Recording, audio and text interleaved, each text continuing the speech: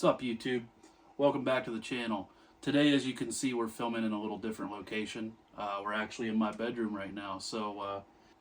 But anyways, today I want to go over my home defense nightstand setup. Okay, so we're talking about how do I have my nightstand set up for home invasion, bump in the night, whatever. Okay, first of all, now that I got it nice and clean for the video, okay, it is very important, I think, to keep things organized.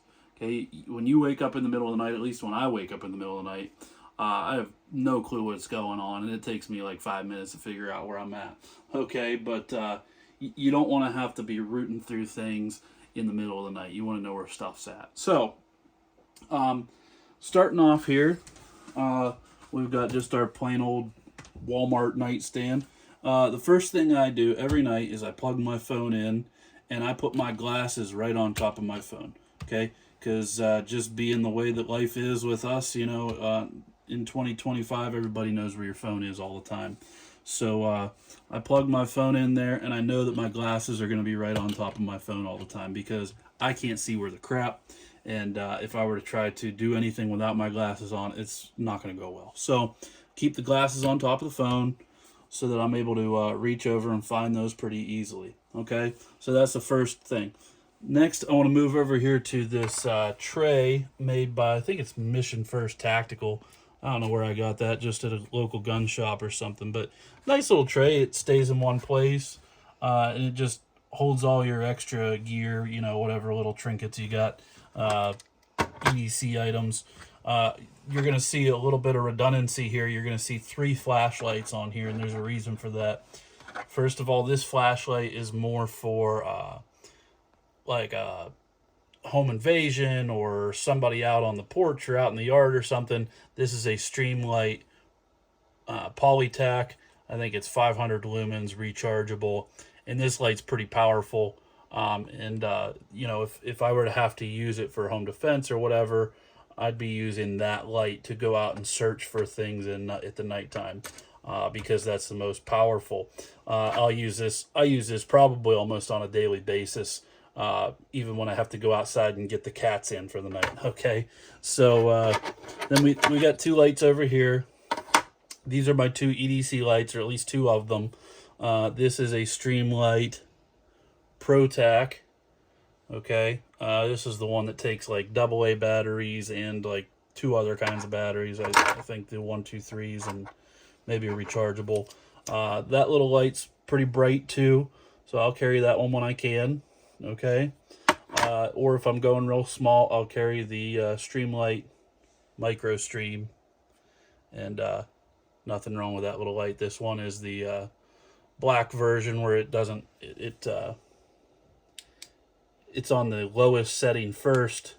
You do 2 settings to get the brighter setting, and then I have the brown version of this that has the higher setting on the first click as well. Then you just see I got 2 extra magazines. Okay, moving over before we get into the fun stuff, into the guns and what the magazines are for. This is an item that probably most of you aren't going to have. And you might be like, what the heck do you have a monocular on your nightstand for like a home invasion or whatever? Well, it's not necessarily for a home invasion. We live out in the country, and a lot of times I'll get up in the mornings or whatever, or, you know, even in the evening, and maybe there's a car parked somewhere on the road nearby. For whatever reason, we have an intersection near the house that people love to just sit there. And so I'm always kind of like wondering what they're doing. And so what I like to do with that monocular, obviously, is for observation and to be able to look out there and see what's going on around the house, knowing that I have something there right away. See if it's something I need to worry about or not. Or honestly, probably use it 99% of the time for looking at deer and animals that I can see out the window. So if you live in a rural area, a monocular is probably not a bad thing. Just kind of an optional item that you don't have to have, but I like to keep it there, again, mostly for animals. And even if you live in a city or a suburb, I guess, you know, if you need to see what's going on down the street, that's probably not a bad idea. That's a Vortex Solo. fairly cheap budget monocular, but really good. Works pretty good. And then you're going to see, obviously, what's in these two boxes. Okay, and I'm sure that's what everybody wants to see. First of all, I have a 6-month-old baby, and so he's not going to walk into our room right now and get into anything. But he's starting to reach for stuff and grab at things, and I'm just trying to kind of get ready for the next few years here where he is getting into everything. And so we just got these cheap lock boxes. I think they're made by like Lockdown Tactical or something. They got them on Amazon. They were pretty cheap, each one of them. These are not great as far as like quick access and stuff like that, or even stopping people from being able to get into them. But it's definitely enough to be able to stop a 6-month-old from being able to just get in and get your gun. They have a passcode on it here, and so you can set it to whatever you need to. Now, again, in the middle of the night, to be honest, I don't know if I'm going to be able to even see that passcode, let alone try to get it there before somebody gets in the house or whatever. So what I'm doing for right now, until I get some kind of better option, once our son gets a little bit older and we need to like step it up a little bit with the security, for right now, all I do is I leave the passcode, and this is not our normal passcode, but I leave our passcode set to be open all the time. And so all I have to do is turn the knob, which isn't super easy to do. You kind of have to push down on it and turn at the same time. So this is plenty enough to stop like a very small child, like a 6-month or 1-year-old, from being able to get into here. And if I have to, all I have to do is flip one number, and then they can't get in at all. So all I have to do is turn the dial, flip it open, and there you will see my Glock 20 Gen 4 with a Streamlight TLR1 on the bottom there. This is my go-to home defense gun as far as pistols go. As far as my bedside gun, this is absolutely what I would reach for first if I had to. I've got Ameriglow night sights on there. I love this gun. I've never had any issues with it. I've had it for about 7 years. I got it mainly for carrying in the woods back in the day, but I've found that I shoot this gun just as good as any of my 9mm, and 10mm got a lot more stopping power than 9mm. And so if there was a home invasion or something like that here at the house, guys, I'm not messing around, okay? 9mm is great, and you can do all your follow-up shots really fast and all that kind of stuff, but if somebody's actually in my house and that's the only, and they're actually a threat to me, I don't really want to be messing around with follow-up shots, to be quite honest with you. So I just want to make sure that I have the most powerful gun that I can handle. I'm not too worried about over penetration and stuff like that. We live out in a rural area. You have to obviously be very sure of what's behind your target. So obviously I'm not going to be shooting towards other people's rooms or anything like that. But yeah, that's the Glock 20 Gen 4, 10mm, holds 15+1. And, I don't think a light is necessary on every single gun, but I do think on your home defense handgun or any kind of home defense gun, if that's what it's designated for, I think you probably should have a light on it, because somebody might get into your house and you might think it's a robber or kidnapper or whatever, and it might be some drunk guy that literally thought that this was his buddy's house or something. And I mean, doesn't mean he should be in your house, but does it mean he should be shot? I don't know. I don't think so. So like I said,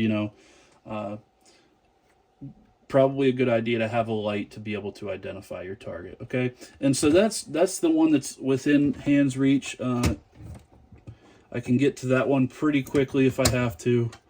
It's open and ready to go, okay? And then over here to the left, we have, in just the same box but a smaller version, I have my EDC gun, okay? And right now, and this is always changing, as I'm sure a lot of you do the same thing, you're always changing your EDC. as for now, I'm carrying the Glock 29 in 10 millimeter. And this little guy is very concealable. It's short. It's actually shorter than a Glock 19. Is roughly the same size as a Glock 19, aside from the width is quite a bit. It's quite a bit thicker. It's like the same size as a Glock 30, if any of you guys have the 45 version of it. But on this one, I do not have a light. Just found that it's a little bit too bulky, in my opinion, to EDC with a light. I've tried it, and I really just don't care for it that much. I have Ameriglow ghost ring sights on this particular gun.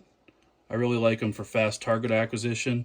I don't know that they help me a whole lot with accuracy, but I think they're just as accurate as the other ones, and I can get on target a little bit quicker. So this is the Glock 29. Not a whole lot to show there. I mean, other than, you know, it's all stock and it's good to go.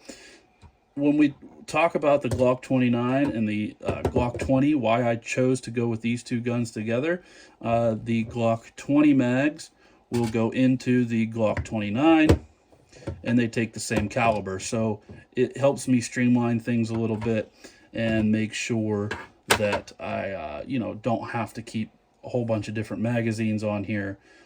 Chances are, if I say to my wife, grab me a spare mag or whatever, it's going to be one that works. Okay, so I like to go with that for my nightstand setup. Okay, and that's probably 99% of what I'm going to need. Now, if I'm able to, I'm going to be grabbing this. Okay, this is going to be somewhere else locked in the bedroom, but obviously I can't quite fit this in the nightstand. But this is my 10.5-inch AR. It's a Palmetto build with an FN barrel, so it's like a premium Palmetto parts kit with a very high quality upper.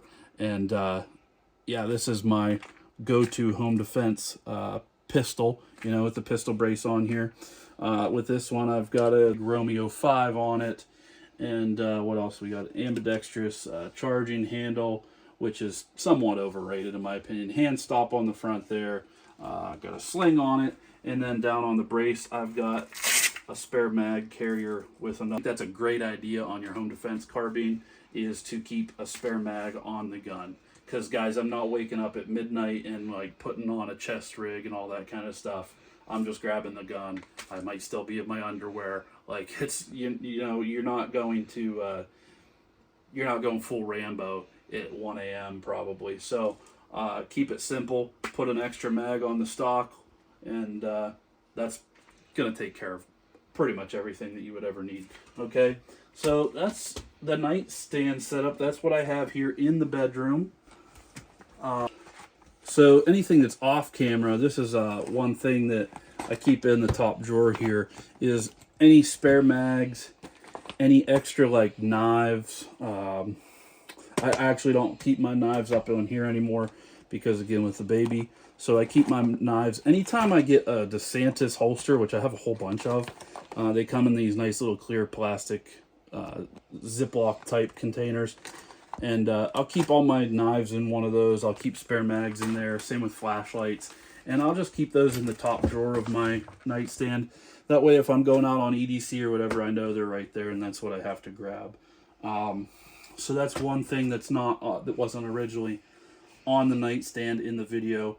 And then one last thing that this is sort of overlooked too is I don't keep it in the room. It's in the room right here, but right outside our bedroom, there's an exterior door, and right next to that door, there's always going to be a pair of sandals, Crocs, slip-on shoes of some sort, that if I have to go outside, they're right there, so that I can go outside and, you know, not freeze my feet off in the winter time or whatever. So that's pretty much it. I think it's, you know, by no means perfect.